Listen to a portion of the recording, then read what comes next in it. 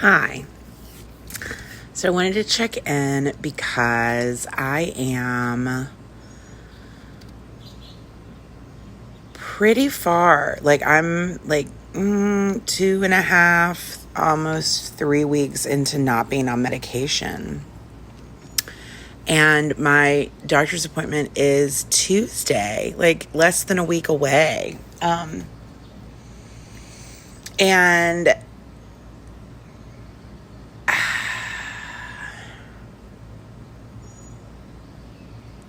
you know how people talk about they became depressed because something happened in their lives. There was grief, there was a death, or there was some just horrific thing that they couldn't pull themselves back out of it. And you know how there's that research that says, and I don't know if it's research, but just this knowing, and I don't know the lineage of it, but that you're the trauma or the thing happens that makes you sad, and it's here.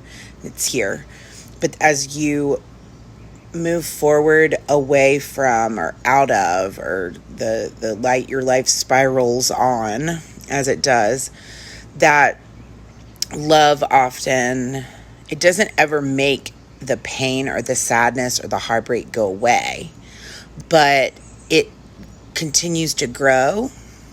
And so that original trauma and heartbreak over time, especially if cared for and medicated in whatever ways you want to medicate. And you know that saying, only time can heal a broken heart, which I think we've edited that over time, and we have acknowledged that the heart is still broken, right? It's just, it gets mended, and the scar is still there. It's still there, the broken part, right? But then it gets mended, right? And then the love that you pour in, the care, the medicine that you use to care for it or yourself, that love grows up around it and kind of calluses over it. And then it just is a scar, and it's always there to remind you. It's like that Japanese art form that I've talked about for years, kintasukuri, which is where a piece of pottery breaks into pieces and they mend the pieces back together, and they take all the places where the breakage has happened and they mend it with this gold leaf or silver leaf, and it literally transforms the bowl, where the broken parts that have been mended are the beauty, right? And I've been talking about that for years. And I think I've been talking about it as a spell, because I don't know that even when I talked about it years ago, whether I had done the mending. I think I was still broken in many pieces. But after 9 years of broken, after 9 years of active broken, and after, I would say 20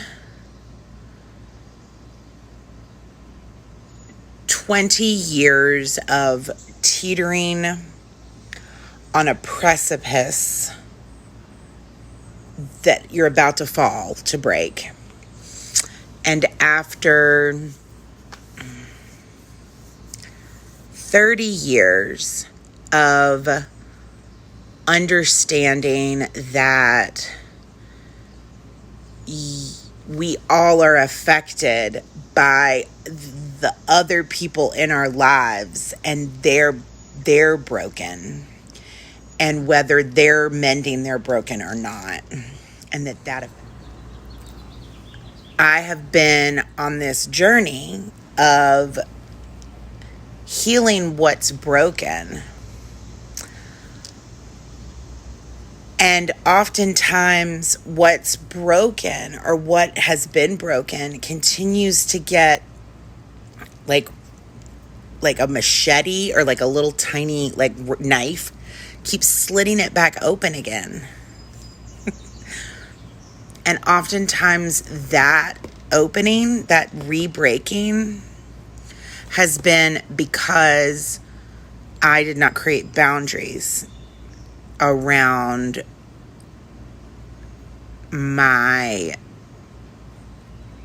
myself.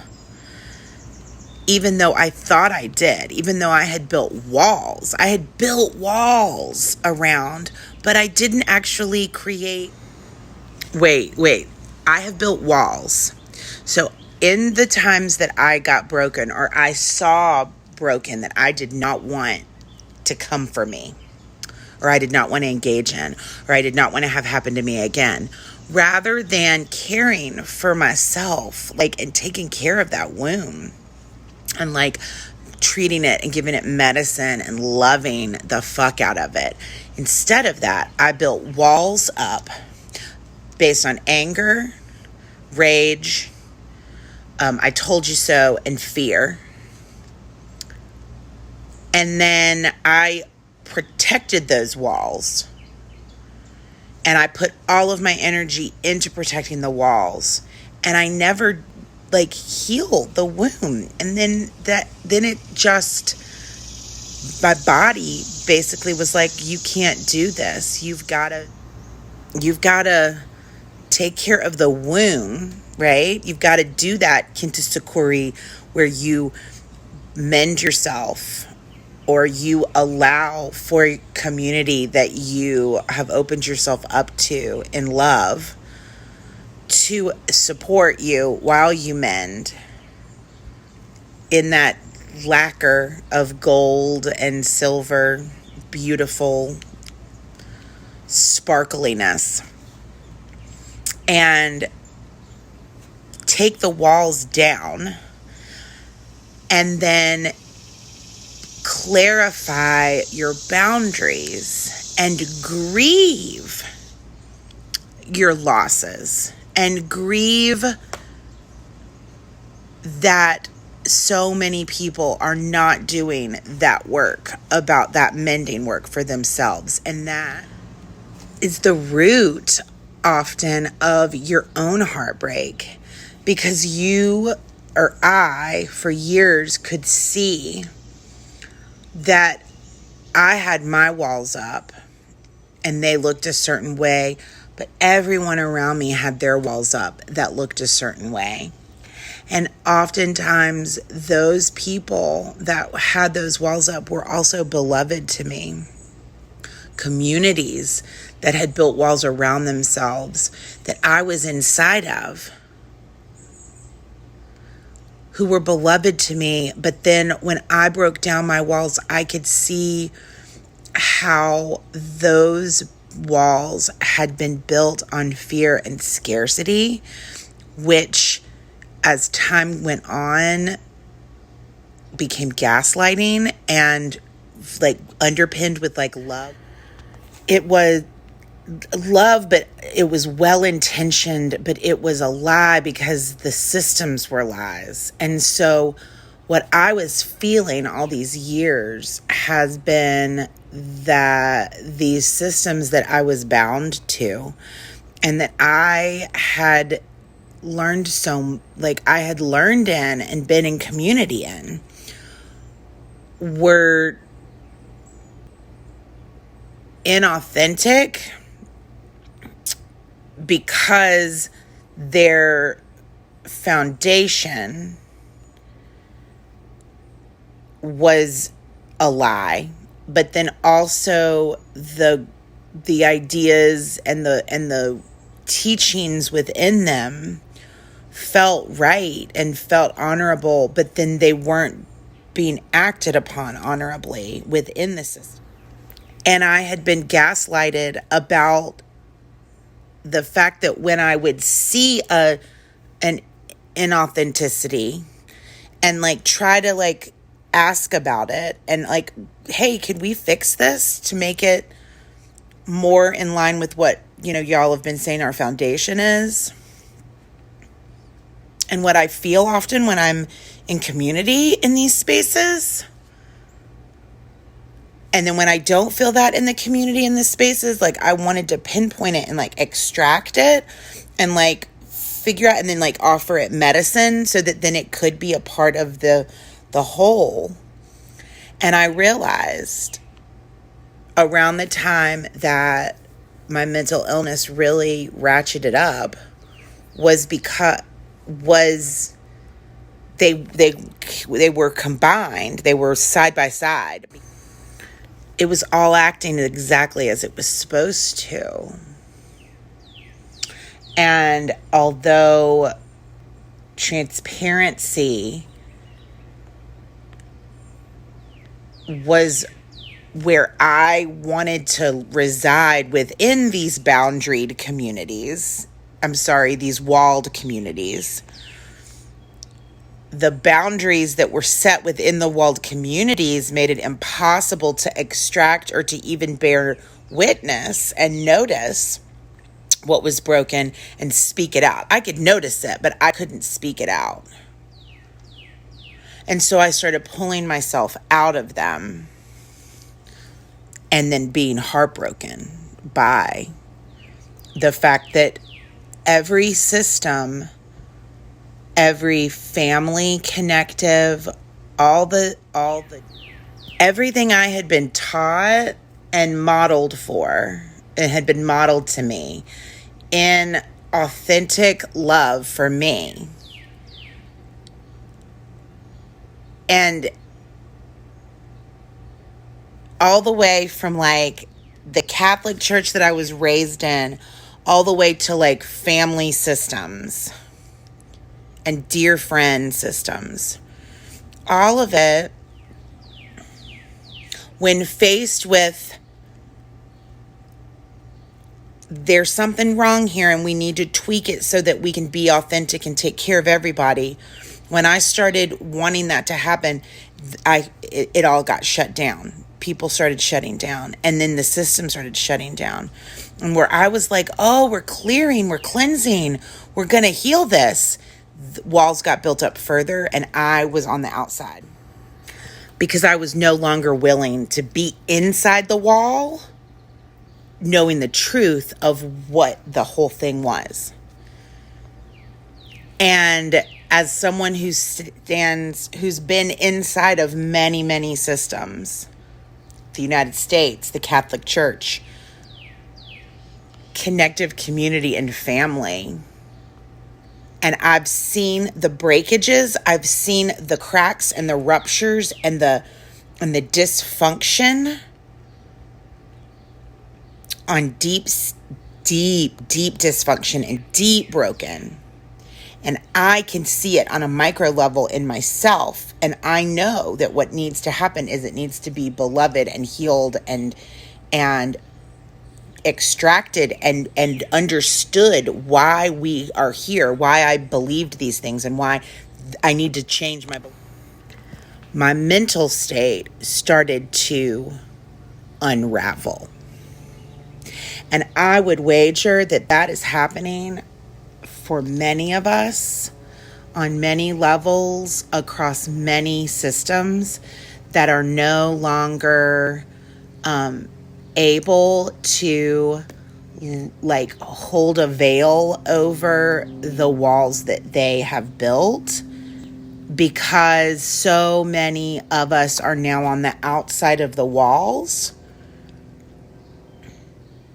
like saying, yeah, this is so broken. Hey, this is really broken. Excuse me, this is really broken en masse. And every situation where the people inside the wall are fighting to keep their boundaries, and those who are on the other side being like, we can't uphold this. And I'm living proof of it. Like on a micro level, I am living proof that you cannot continue to uphold these these systems because they are cracked and broken. But I am also a living example of how you can mend. You can allow for it to break, and then you can mend, restore with the cracks. But we have to show the cracks, right? And I think that my mental health journey is very deeply connected to the journey of what's happening to our country, to our religious institutions on a macro scale. And I'm here to say that 3 weeks off Zoloft, after having made a vested interest in doing the healing work, in doing and allowing for the medicine that I need from all different areas that I was drawn toward, not because I was told by the systems that I needed these things, right? I took from different elements of different systems, and I wove together a mental health journey by listening to my deep inner knowing that told me in 2017 that if I continued to spiral and take the whole macrocosm on as like a failure, as a personal failure, and continued to be angry and like violently angry about the choices that systems have made to protect themselves in the same way that I had made those choices for my whole life, ever since the first human being that I was close to abandoned me and I learned to set up walls, that if I continue to model macrocosmic systemic failure, that I would not be able to stay on the planet. I just wouldn't. My body and my soul could not work together, and it would become exhausted, and I would just exit. And I heard that, and I knew I didn't want to exit. And so I started doing what I needed to do with what I had available to me in that moment, in those moments from 2018 until now. And part of that, what I needed to be able to focus in on the work that needed to be done and discover what I needed to discover, and like to relearn myself on a somatic, on a spiritual, on a mental level, and then figure out my ebbs and flows and all of these things about my cycles. Now I understand who I am seasonally, right? Like I've been able to pay attention, and I am going to continue. I'm going to continue to pay attention to me, pay attention to, on a micro level, how I am affected by the systems out there that are more often than not deeply broken just like me, but can offer the lacquer, right? That can offer mending. But I am not the one that needs to mend any of it, nor am I the one that needs to be in any particular system trying to save it or trying to destroy it so that it can be recreated later. That is not my work.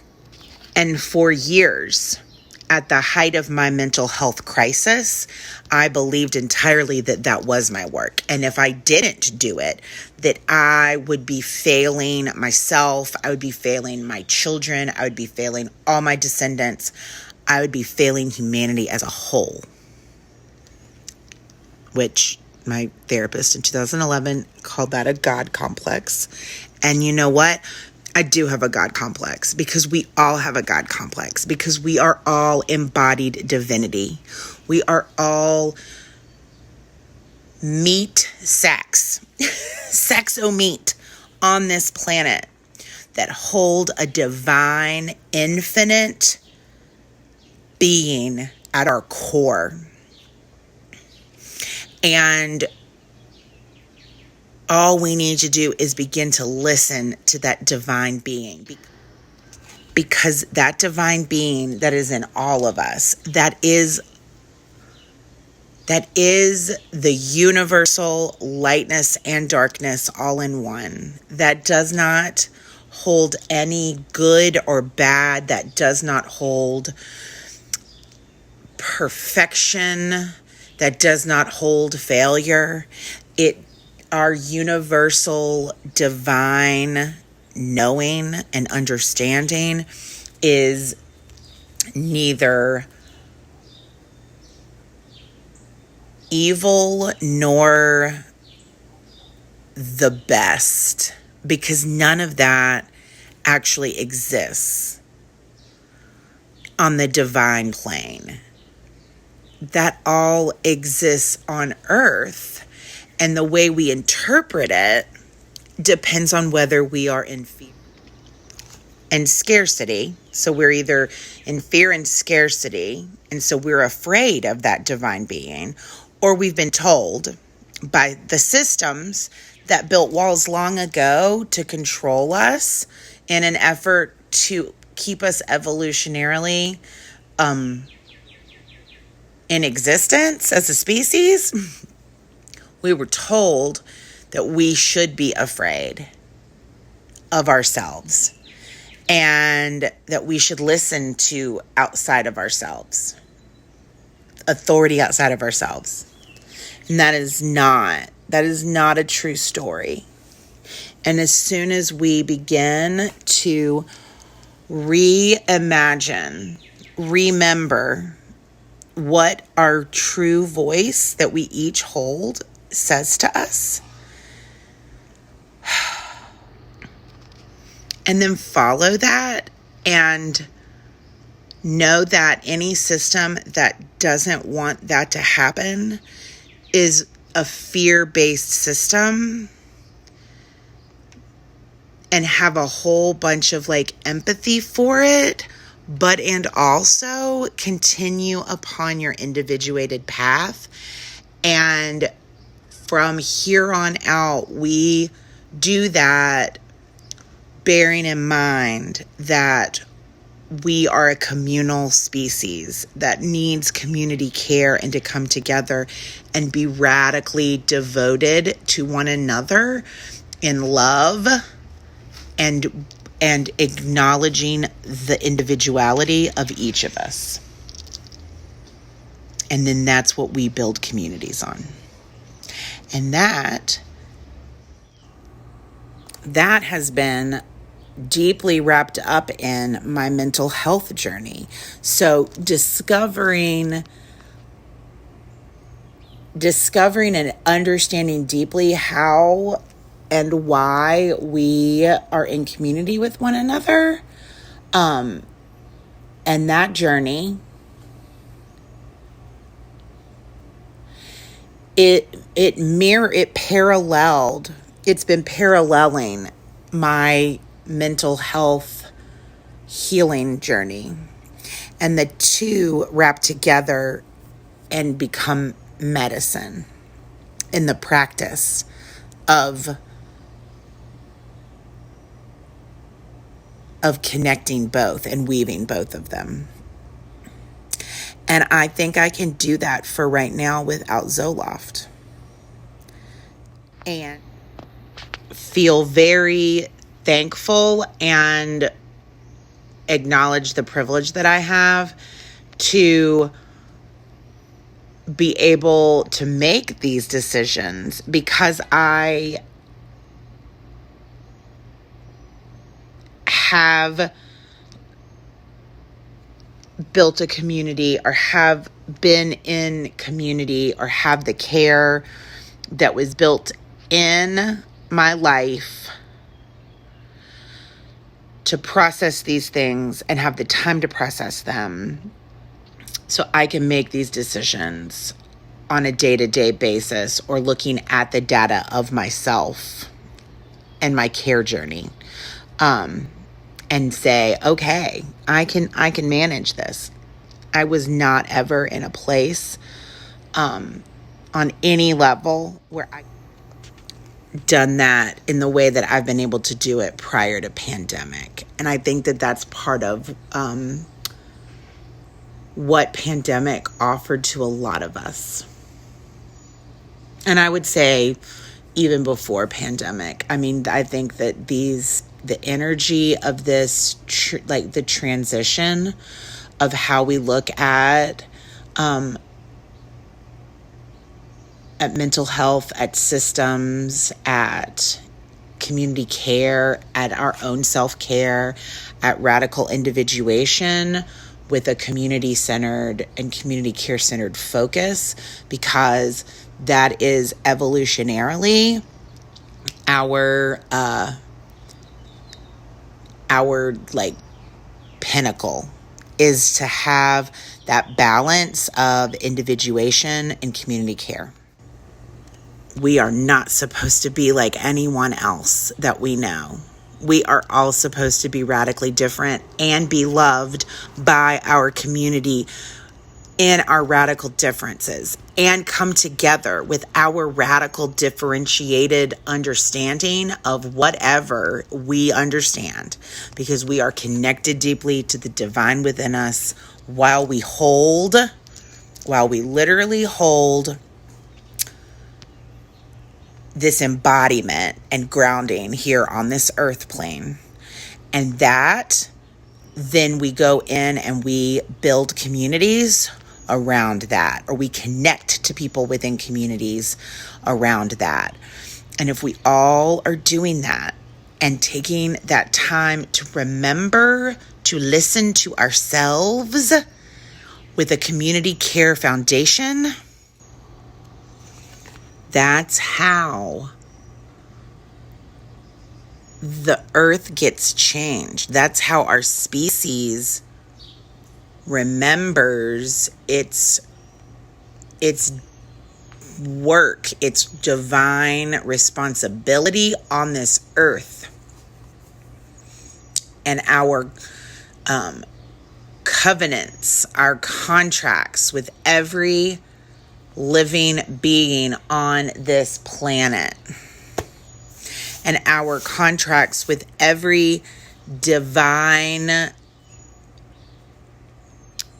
every star cluster, like every single thing that's made up of us, that we're made up of in the universe.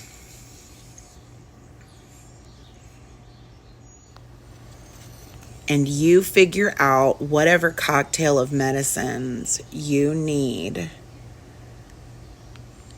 to help center you in your highest and best wellness. And remember that every time fear, scarcity, and shame poke their head out to be like, that is performative excrement from control systems